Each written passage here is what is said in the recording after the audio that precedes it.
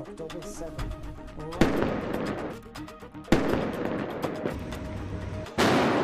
Middle east अब जंग का एक ऐसा मैदान बन गया है जहां गोलियों की तड़तड़ाहट, बम के धमाके और हर दिन अपनी जिंदगी को बचाने का संघर्ष एक आम सी बात हो गई है। हमास के हमले से शुरू हुई इस जंग में अब ईरान, इराक और कई प्रॉक्सी गुटों का सामना इजरायली फौज हर रोज कर रही है।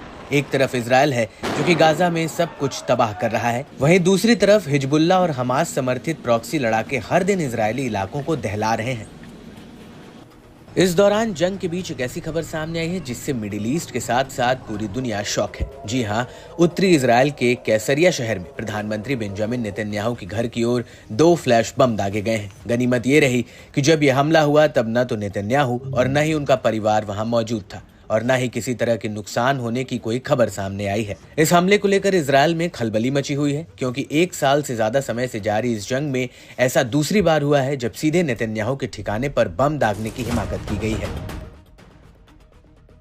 इस हमले से इजरायल के रक्षा मंत्री आग बबूला हुए बैठे हैं। इजरायल के रक्षा मंत्री काट्स ने कहा कि घटना सभी सीमाओं को पार कर गई है। इसके साथ ही काट्स ने सुरक्षा बलों को आवश्यक कार्रवाई करने का निर्देश दिया है। वहीं हमले को लेकर इजरायल के राष्ट्रपति इसहाक हर्जोग ने एक्स पर एक पोस्ट कर कहा और घटना की निंदा की और ये कहा कि इसकी जांच चल रही है।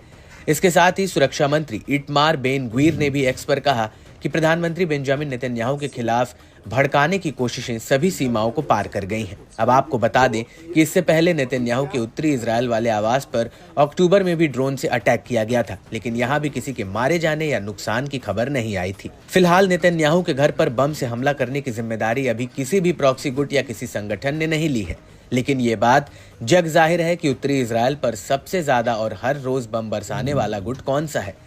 इजरायल और हिजबुल्लाह के बीच अक्टूबर 2023 से ही जंग चल रही है और हिजबुल्लाह ने बीते कुछ समय से अपने हमलों में तेजी भी लाई है। उत्तरी इजरायल के इलाकों पर हिजबुल्लाह के लगातार अटैक से इजरायली बल भी परेशानी का सामना कर रहा है, लेकिन आईडीएफ हिजबुल्लाह को हर हमले का माकूल जवाब भी देता है। नेतन्याहू के आवास पर हमले से अटकलों का बाजार गर्म है और शक की सुई एक ही जगह जाकर रुक रही है, लेकिन मामले में अब इजरायल के बड़े मंत्री और अधिकारी खुद इसकी जांच कर रहे हैं और जांच के बाद ही ये बात सामने आ सकेगी कि इस हमले के पीछे असल में किसका हाथ है।